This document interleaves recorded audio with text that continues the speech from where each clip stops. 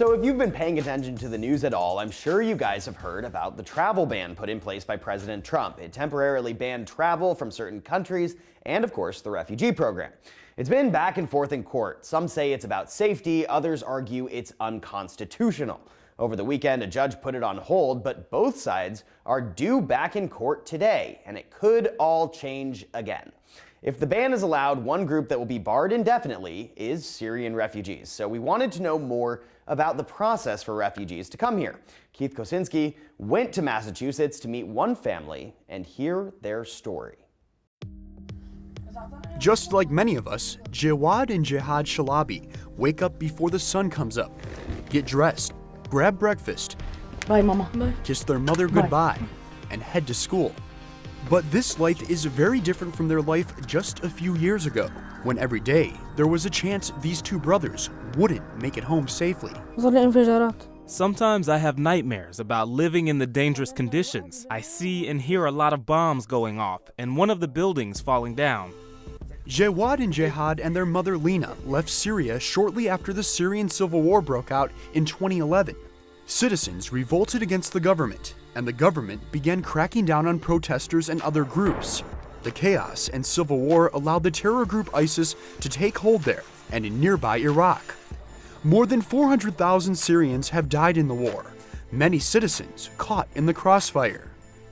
Before the revolution, everything was beautiful, and it was safe, and it was a normal country.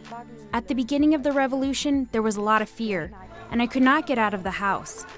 I heard bombs and rockets, and there was always the sound of snipers, but I didn't know what side the snipers were from. The family fled to nearby Lebanon, and then Egypt, where they applied to become refugees, a legal designation for a person who has been forced to leave their country in order to escape war, persecution, or natural disaster. Nobody chooses to be a refugee, by any means. The choice is often made for you. Refugees get certain rights under international law, including help moving to another country, but it isn't quick or easy. In Egypt, I applied with the UN, and I got accepted, and then I had my first interview. After that, interviews followed interviews, about 7 in total. The security check took most of the time. We had fingerprinting and eye scanning.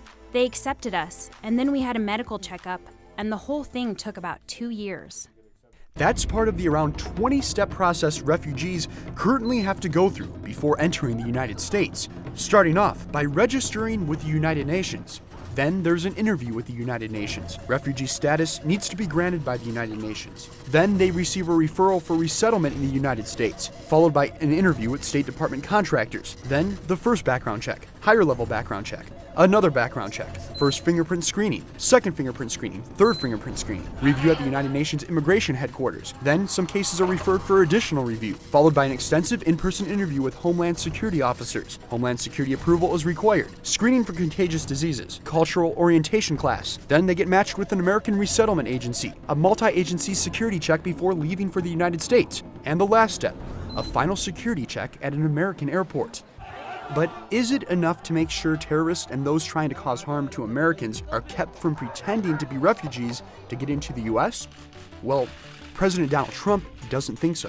I'm establishing new vetting measures to keep radical Islamic terrorists out of the United States of America. We don't want them here. Trump recently imposed a 90-day travel ban from 7 Middle Eastern Muslim-majority countries and a 120-day halt to the country's refugee program, closing the border to all refugees.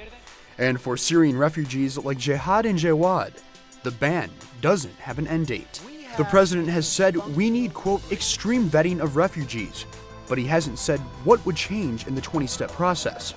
According to the Cato Institute, no refugees have carried out fatal terrorist attacks on U.S. soil since the Refugee Act of 1980. Over the past 40 years, a total of 3.25 million refugees came into the U.S. from all over the world. Out of those millions, 20 were convicted of some form of terrorism charges. And of the recent attacks on U.S. soil like Orlando or San Bernardino, those were committed by U.S. citizens.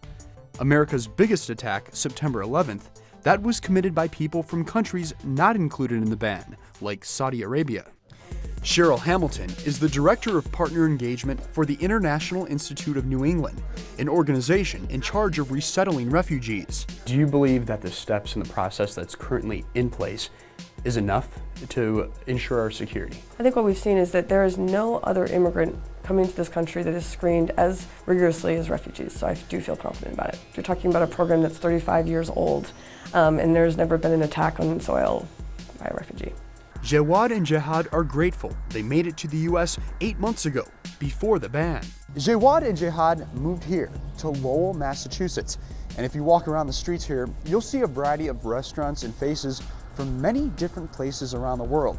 That's because 1/4 of the around 100,000 people that live here were born in a different country. As for Jawad and Jihad, they will continue their fresh start and new life here playing soccer, studying, and following their dreams. The president needs to protect his country. There should be strict rules to make sure that people coming in don't have weapons, and they need to check the person out before they come to the U.S. Not everyone is a terrorist, and I asked Donald Trump to step back on his decision banning refugees from coming to the United States. Keith Kocinski, Channel 1 News. Now, of the 5 million Syrian refugees, the U.S. has accepted about 14,000. That's less than 1%, and 2/3 of them are women and children under 12. Okay, after the break, we hit the slopes for this week's NBT.